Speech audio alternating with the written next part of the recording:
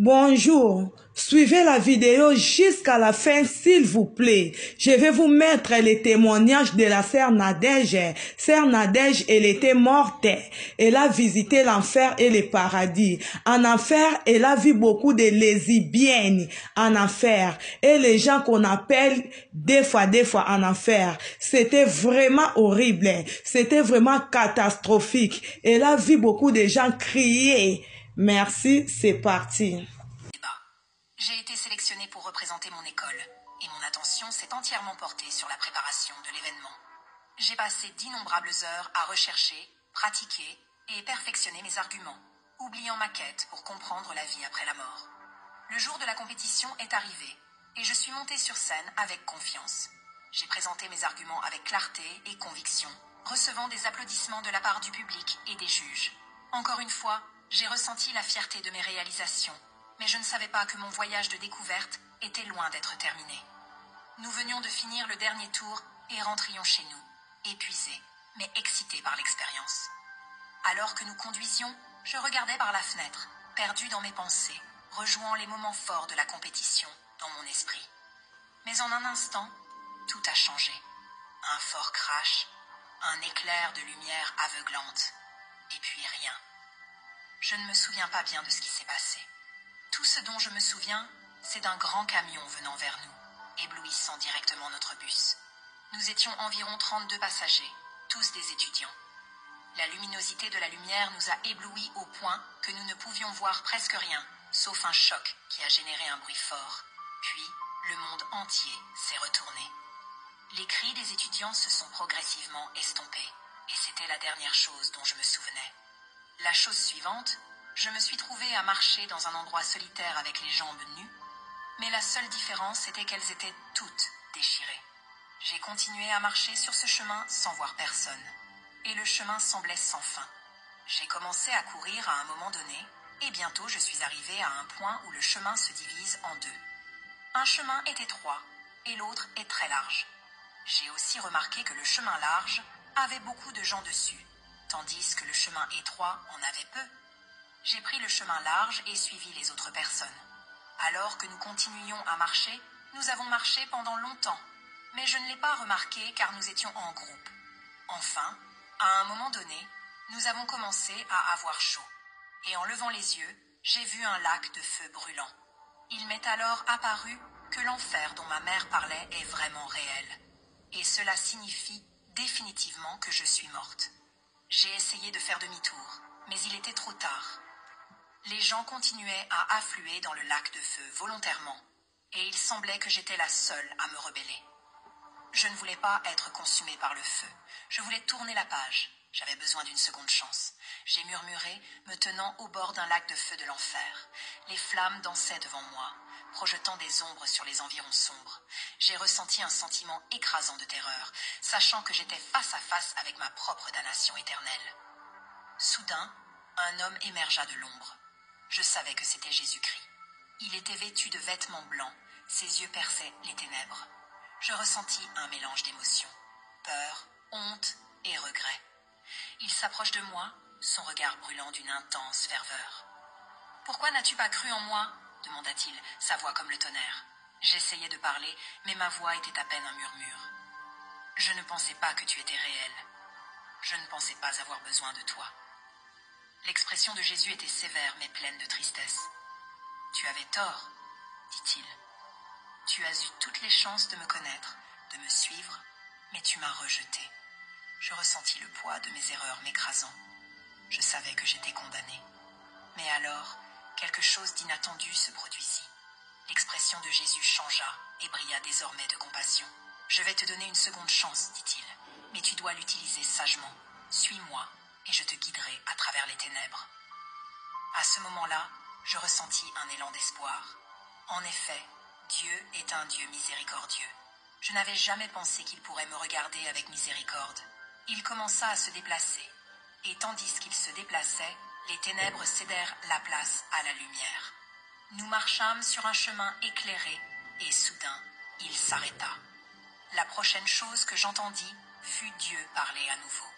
Il dit « Je vais te montrer les choses mystérieuses concernant mon royaume. afin que tu ne doutes plus de mon existence et que tu puisses retourner et prêcher de moi au monde. » Juste à ce moment-là, une force nous emporta, et en regardant en bas, je réalisais que nous nous trouvions au-dessus du lac de feu. Mais le feu ne semblait pas nous atteindre. En regardant plus bas, je vis des gens continuer à entrer dans le feu chaque seconde. Je vis des enfants, des hommes, des femmes et des jeunes là-bas. Je vis des personnes que j'avais connues de mon vivant, des personnes qui avaient rejeté l'amour de Dieu et qui souffraient maintenant des conséquences. J'aurais pu avoir le même sort qu'eux si Dieu ne m'avait pas montré de miséricorde. Je pleurais amèrement. Dieu me parla d'une voix à la fois douce et ferme. « Voici ce qui arrive lorsque les gens rejettent mon amour et refusent de me suivre, dit-il. Voici la destination de ceux qui choisissent les ténèbres plutôt que la lumière. » Alors que je regardais les visages dans les dunes de sable, je voyais la douleur et le désespoir gravés sur chacun d'eux. Je voyais le regret et le désir dans leurs yeux, et je savais qu'ils réalisaient trop tard l'erreur qu'ils avaient faite. Dieu me prit plus profondément dans le gouffre, me montrant les différents niveaux de l'enfer et les divers châtiments qui attendaient ceux qui l'avaient rejeté. Je vis le lac de feu, le soufre brûlant et les ténèbres extérieures. Je vis la bête et le faux prophète, et je vis la destination finale de ceux qui les avaient suivis. Je vis un groupe de femmes regroupées. Elles étaient dans une agonie inimaginable. Des démons les encerclaient, leurs yeux brillant d'une faim impitoyable. Les cris des femmes étaient perçants, remplis d'une désespérance qui me bouleversa jusqu'au plus profond de mon être. Elles imploraient, suppliant une autre chance. Je ne comprenais pas pourquoi elles étaient soumises à une souffrance aussi intolérable. Que pouvaient-elles avoir fait pour mériter cela ? Juste au moment où je me débattais avec cette question, j'entendis l'une des âmes crier dans l'angoisse et le regret « S'il vous plaît, si on me donne une autre chance, je jure que je ne m'engagerai plus jamais dans le lesbianisme. » La réalisation me frappa. Ces femmes étaient là à cause de leurs désirs, des désirs qui avaient été contre l'ordre naturel. Les démons, leur voix dégoulinante de malveillance, confirmèrent mes craintes. Pour avoir agi contre nature et trouvé du plaisir dans les désirs que nous avons plantés dans vos esprits, vous continuerez dans ce tourment pour toute l'éternité. Les visages des femmes étaient un portrait de pure souffrance, tordus dans une douleur si intense qu'il était difficile de regarder. Le tourment qu'elles enduraient était au-delà de tout ce que j'aurais pu imaginer. Les démons ne montraient aucune miséricorde, infligeant des cruautés trop horribles pour être décrites. La scène était si vile, si inhumaine, que je ne pouvais même pas me résoudre à la comprendre pleinement. Je savais que parler de cela serait trop difficile à supporter pour quiconque. Leur agonie était implacable, et alors que je regardais, je ressentis une profonde tristesse et horreur. Le tourment auquel elles étaient soumises était au-delà de ce que quiconque pouvait imaginer. Un châtiment qui semblait ne jamais finir, sans répit, seulement une douleur éternelle. Mais même au milieu de cette horreur, je vis la miséricorde de Dieu.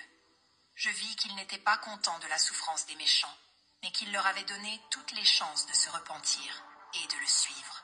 Mais ils refusèrent, et ils purgent maintenant leur punition. Après m'avoir montré les profondeurs de l'enfer, Dieu me conduisit aux portes du ciel. Je vis un portail magnifique et scintillant qui semblait pulser de lumière et de vie. Alors que nous approchions, j'entendis le son des anges chantant et le doux bourdonnement des harpes. Dieu désigna la porte et dit « Ceci est l'entrée de mon royaume, la destination de ceux qui ont accepté mon amour et m'ont suivi. » Alors que nous regardions, quelques âmes approchèrent de la porte, et un ange accueillit chacune d'elles, les recevant chez elles. Mais ce qui me frappa fut la relative petitesse de ceux qui entraient par la porte par rapport aux multitudes que j'avais vues en enfer. Dieu me parla à nouveau. Beaucoup sont appelés, mais peu sont élus. Le chemin vers mon royaume est étroit, et seuls ceux qui m'ont vraiment cherché le trouveront. Je ressentis un sentiment d'émerveillement et de révérence en regardant les portes du ciel. Je réalisais que c'était la destination ultime, la culmination d'une vie vécue pour Dieu. Alors que nous avancions plus loin dans les cieux, je vis la beauté du royaume de Dieu, la joie des saints et les merveilles de la vie éternelle. Je vis la salle du trône, le fleuve de vie et l'arbre de vie. Je vis les rachetés de chaque nation, tribu et langue adorer Dieu ensemble, en parfaite harmonie. Les paroles de Dieu résonnaient dans mon esprit. Voici ce qui attend ceux qui me suivent. Voici l'héritage des saints. Juste à ce moment-là, Dieu me donna l'instruction de retourner. J'hésitais un moment. Je voulais rester avec lui un peu plus longtemps, mais juste à ce moment-là, une brise douce me souleva plus haut, et tout commença soudainement à s'estomper. La prochaine chose que je savais, je repris conscience. Je réalisais que j'étais dans un lit d'hôpital entouré de visages inconnus. Ce n'est que plus tard, lorsque les mots du médecin percutèrent de mon cœur, que je compris l'horreur réelle de ce qui s'était passé. L'accident avait été fatal pour tout le monde d'autres. J'étais la seule survivante. Le poids de ces mots m'écrasa. Mes coéquipiers, mes amis, mes compagnons, tous disparus. Je ne pouvais pas comprendre l'ampleur de la perte. La culpabilité, le chagrin et le choc tourbillonnaient en moi comme un vortex, menaçant de m'engloutir entièrement. Dans les jours et les semaines qui suivirent, je luttais pour accepter la tragédie. Pourquoi avais-je été épargnée? Quel but pouvais-je bien servir maintenant? Les questions me hantaient, refusant de me laisser trouver la paix. Les jours suivants étaient un flou de visites à l'hôpital, d'enquêtes policières et de services funéraires. Je me sentais comme si je vivais un cauchemar, incapable de me réveiller de l'horreur de ce qui s'était passé. Chaque fois que je fermais les yeux, je voyais les visages de mes amis, leurs sourires, leurs rires, leur vie écourtée en un instant. Je ne comprenais pas pourquoi j'avais été épargnée. Était-ce le destin, le hasard ou quelque chose de plus? Les questions tourbillonnaient dans mon esprit, me gardant éveillée la nuit, me hantant à chaque pas. Alors que je luttais pour accepter la perte, je réalisais que j'avais un choix à faire. Je pouvais laisser la tragédie me définir, ou je pouvais trouver un moyen d'honorer les souvenirs de mes amis. J'ai commencé par visiter leurs familles, les consoler et partager les paroles de salut avec eux. Peu à peu, j'ai commencé à trouver de la force dans ma survie. J'ai réalisé que j'avais reçu une seconde chance de vivre correctement et de prêcher aux gens la suprématie de Dieu Tout-Puissant. La chance était pour une vie meilleure. Ma mère était très heureuse de ma survie et de ma nouvelle foi. Mes passions et loisirs ont changé. C'était évident dans mon caractère. Le chemin de la guérison était long et ardu. Mais avec le temps, j'ai appris à trouver du sens dans ma survie et à accomplir ma mission. Merci. Très